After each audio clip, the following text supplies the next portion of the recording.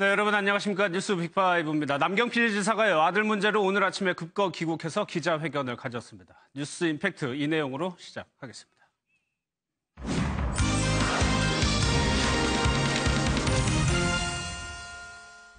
필로폰 투약은 왜 하셨어요? 필로폰은 언제 처음 손댔습니까? 같이 투약할 여성을 왜 찾으신 거예요?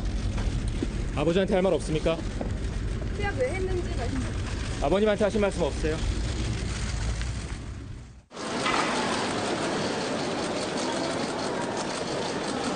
죄송하다는 말씀 밖에 드릴 것이 없습니다.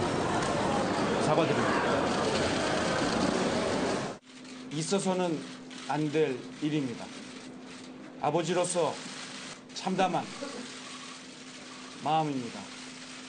가슴이 아픕니다. 그냥 아들을 따뜻하게 안아주고 싶습니다. 그러나 앞으로의 모든 것은 스스로 결정하고 헤쳐나가고 이겨나가야 한다고 얘기해 주겠습니다. 경기도지사로서 경기도정이 흔들림 없도록 최선을 다해서 일을 할 것입니다. 국민 모든 분께 고개 숙여 사과드립니다.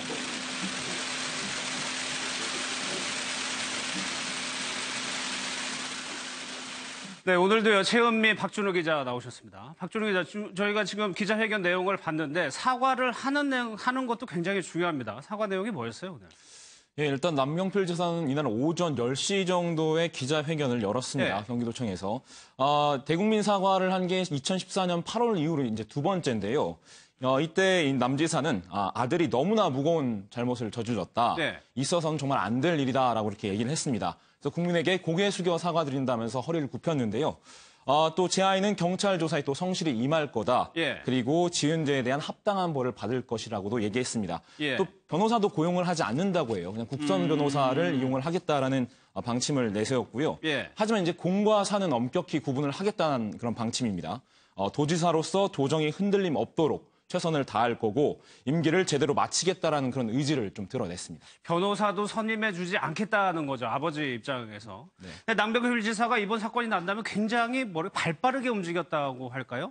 24시간이 굉장히 긴박했어요. 네, 그렇습니다. 독일을 출장하는 과정에서 이 소식을 들은 거잖아요. 예. 그러니까 현지 시간으로 17일 오후 7시경, 그러니까 한창 저녁을 먹는 시간이었습니다. 그러니까 함께 출장 갔던 일행들과 독일 대사관과의 만찬이 진행이 되고 있었다고 합니다. 그런데 한참 밥을 먹는 도중에 전화가 걸려왔는데 예. 그게 이제 둘째 아들이었던 거죠. 지금 형이 이런 상황이 돼서 경찰 조사를 받고 있다라는 사실을 내가 지금 들었다라고 예. 아버지에게 아마 이야기를 했을 거고 남지사가 그 얘기를 듣고 굉장히 아마 긴박하게 움직였습니다. 한 10시 정도에 그날 식사가 끝난 걸로 확인이 됐고요. 예. 10시 정도에 식사가 끝난 후에 바로 수행비서에게 한국으로 돌아가는 비행기 티켓을 알아봐달라라고 지시를 합니다. 예. 그리고 나서 바로 남지사가 혼자 택시를 타고 독일에 있는 원래 묵었던 숙소로 이동을 했습니다. 예. 호텔로 바로 이동을 해서 이제 SNS에 글을 가장 먼저 아들의 소식을 남지사가 알렸잖아요. 그 예. 글을 호텔로 이동하자마자 바로 이제 호텔에서 올렸고요.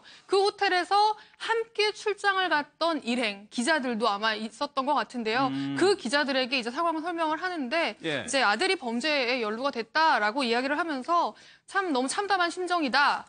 그런 이야기도 했고요. 그러면서 이제 아들과 짧게 통화를 했다는 이야기도 합니다. 큰아들과요. 큰아들이랑요? 예, 그렇습니다. 큰아들과 짧게 통화를 했는데 그때 이제 큰아들하고 이야기를 하면서 큰아들이 자신에게 미안하다는 이야기를 했다고 하고요. 남지사는 예. 모든 것을 있는 그대로 다 이야기를 해라. 예. 그리고 들어가서 보자라는 말을 하고 짧게 하고 끊었다고 합니다. 그리고 나서 이제 바로 원래는 프랑크푸르트를 거쳐서 한국으로 돌아오는 일정이었는데 비행기를 당겨서 파리를 경유해서 바로 이제 오늘 아침에 우리나라에 도착을 하게 된 거죠. 그러니까 이 과정을 보면은 사실 경기도지사이기 때문에 어떻게 보면 경기도청이 사태 수습에 나설 수도 있음에도 불구하고 남지사 본인이 개인적으로 좀 움직였던 거네요? 네, 그렇습니다. 지금 아까 앞에서도 이야기를 했지만 공과 사를 구분하겠다라는 얘기를 굉장히 강조하잖아요. 그렇죠. 그러니까 이거는 나의 사적인 일이기 때문에 내가 알아서 처리하겠다라는 의지가 좀 강했던 것 같고요. 본인이 스스로 이렇게 선을 그음으로 인해서 이 문제는 내 개인의, 내 집안 문제지 내가 도지사로서의 어떤 역할을 수행하는 데는 전혀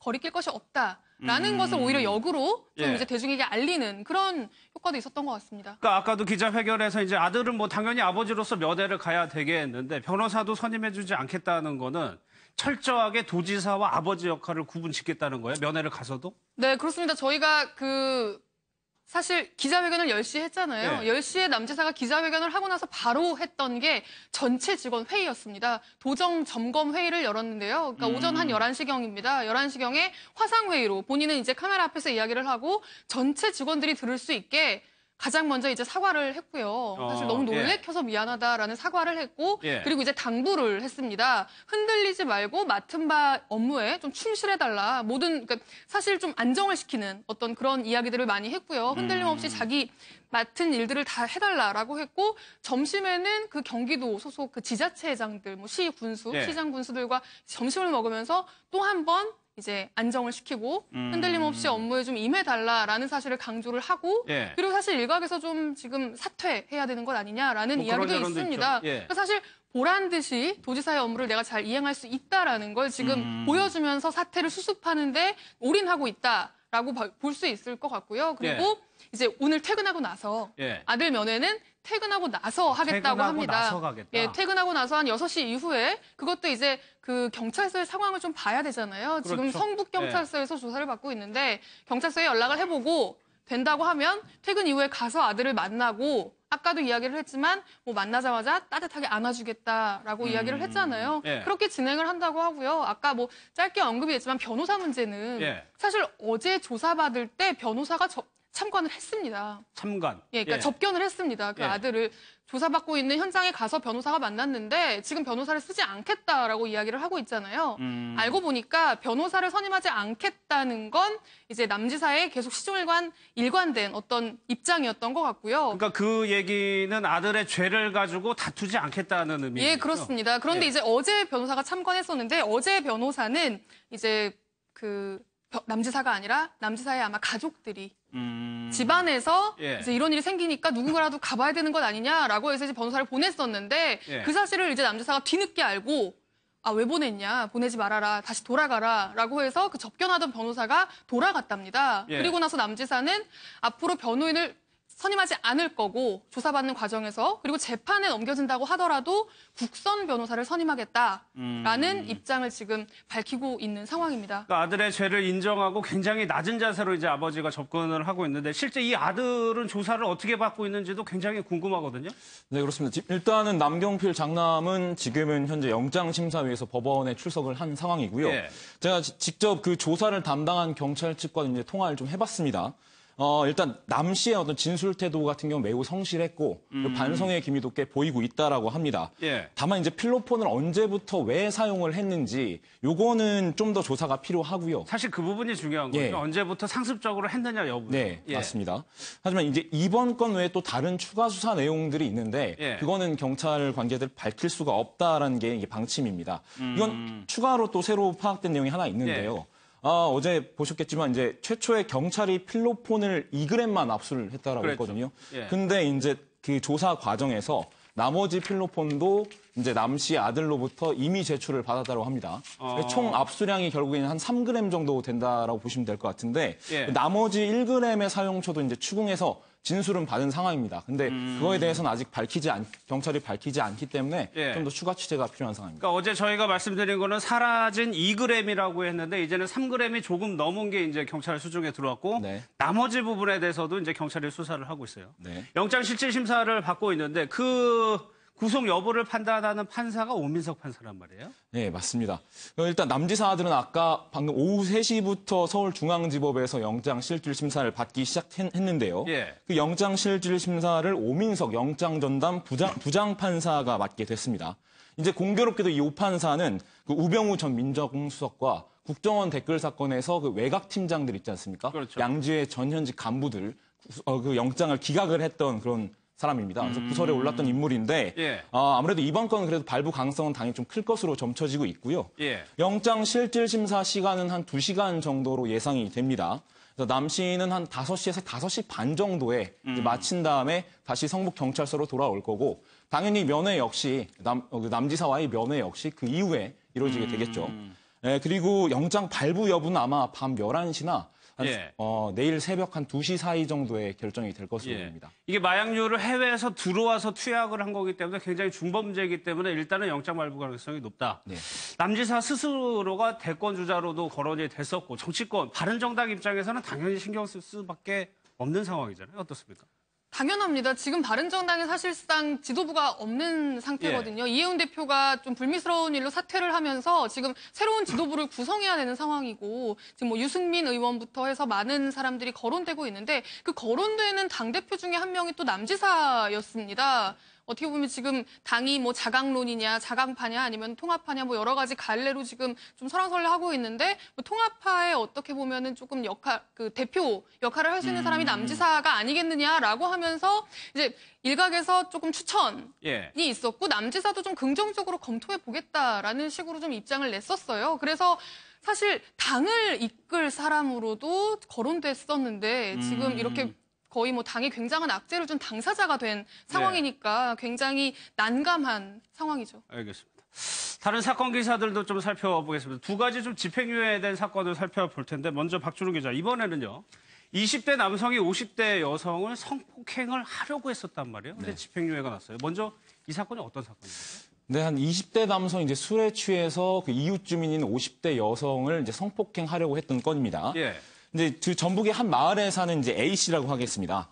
지난해 한 8월 20일 새벽 1시 정도에 이제 집 주변을 배회를 하다가 이웃집 창문이 열려 있는 걸 봤습니다. 그래서 이웃집 창문이 열려 있길래 그 안으로 들어갔는데 보니까 거실에서 50대 여성 B 씨가 이렇게 자고 있었던 겁니다. 예. 근데 보는 순간 갑자기 흑심을 품고 그 B 씨의 엉덩이를 만지게 된 겁니다. 예. 그러니까 이 인기척에 완전 놀라서 B 씨가 잠을 깨고 나서 너무 당황해갖고 너 뭐야? 라고 소리를 쳤고 A 씨 역시 또 깜짝 놀라서 집인 줄 알고 들어갔다. 정말 죄송하다. 자기 이렇게. 집인 줄 알고 들어갔다. 내 집인 줄 알고 들어갔다. 이렇게 변명을 하면서 무릎을 꿇고 사죄를 했다라고 합니다. 예. 근데 그래도 일단 A 씨를 일단 잡아두고 경찰에 신고를 했겠죠. 해서 경찰이 와서 진술을 한 걸 보니까 내가 너무 만취를 해갖고 사실 우리 집인지 내 집인지 좀 구분이 안 됐다. 뭐 이런 식으로 좀 변명을 하고 둘러댔다라고 합니다. 예. 내 집인, 우리 집인지 남의 집인지도 모를 정도로 술이 취했다는 게 주장인데 지금 이 집을 들어가는 과정을 보면은 그런 인사불성의 사람들이 들어갈 정도의 집이 아니라는 거 아니에요? 그냥 열려있는 게 아니었잖아요.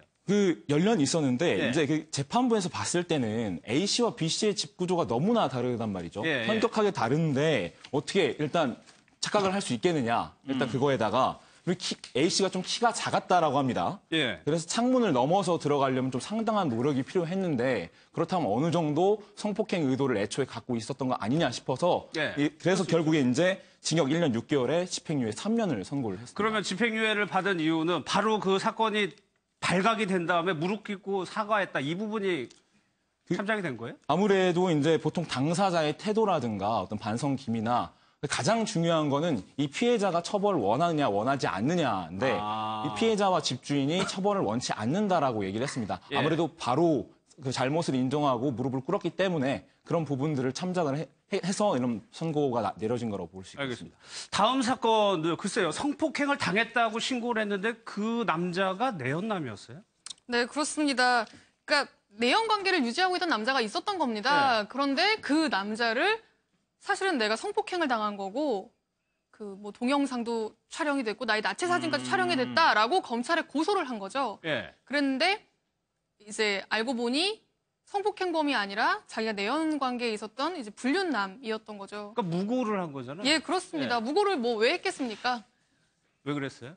그러니까 내연 관계가 발각이 되니까 사실 예, 발각이 되고 나니까 남편한테 들키니까 할 말이 없잖아요. 예. 그러니까 2014년부터 관계를 쭉 내연 관계를 유지해 왔던 건데 그걸 이제 남편에게 사실 내연 관계가 아니라 난 저 사람 전혀 모르는 사람이고 일방적으로 당했던 거고 예. 사진도 촬영이 됐던 거고 동영상도 찍혔던 거다. 예.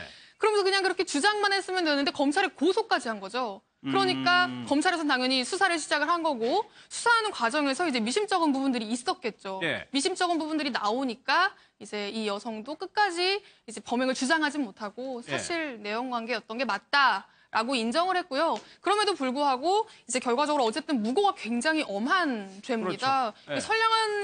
선량한 사람에게 정말 말도 안 되는 부당한 죄를 씌울 수 있는 거기 때문에 굉장히 무겁게 처벌이 되는 벌이거든요. 그럼에도 불구하고 이제 자백했다는 거, 그 부분을 좀 참작을 해서 그 징역 6월에 집행유예 2년이 선고가 된 사건입니다. 알겠습니다. 남성 입장에서는 굉장히 억울할 수도 있었는데 아무튼 오늘 내용은 좀 여기서 마무리하도록 하겠습니다. 고맙습니다. 다음 사건 기사 하나 좀 더 보겠습니다. 콜센터 직원들의 욕설과 항의 굉장히 많이 일어나죠. 이번에는요. 하루에 5시간씩 무려 200여 차례나 전화를 걸어서 욕을 한 사람이 있었습니다. 안진우 기자의 리포트 보겠습니다. 가스회사 콜센터에 전화를 건 한 남성이 다짜고짜 욕설을 퍼붓기 시작합니다. 그래서 3시간 동안 장난치고 있는 너 사장다 바꿔! 1시간 30분 넘게 입에 담기조차 힘든 욕설이 계속됐고 다음 날도 전화가 걸려옵니다. 당신 미친나 니 부산 내려와. 니 내려올래? 내가 올라갈까? 상담원은 죄송하다는 말만 반복하다 스트레스를 이기지 못하고 그만 소화기를 떨어뜨리며 쓰러집니다. 죄송합니다. 119 불러 119. 와, 내가 연극하고 있네. 급기야 다음날 오전 분이 풀리지 않는 듯 직접 민원 상담실을 찾아온 남성. 직원을 밀치고 의자를 들고 위협합니다. 36살 이모 씨는 가스가 누출돼 아이가 응급실에 실려갔었다며 나흘간 무려 217차례 하루 평균 5시간 넘게 콜센터에 전화를 해 욕설을 퍼붓고 보상금을 요구했습니다. 센터장이 퇴근하고 없을 때는 개인 전화번호, 휴대폰 번호를 알려달라 이렇게 요청을 해가지고 휴대폰으로 개인 전화번호도 수시로 계속 전화를 해서. 그런데 알고 보니 이 남성은 아이도 없는 미혼으로 보상금을 노리고 이런 짓을 저지른 것으로 드러났습니다. 경찰은 업무 방해 등의 혐의로 이 씨를 구속하고 다른 업종 콜센터에서도 비슷한 일을 저질렀을 가능성이 있는 것으로 보고 여죄를 추궁하고 있습니다. MBN 뉴스 안진우입니다.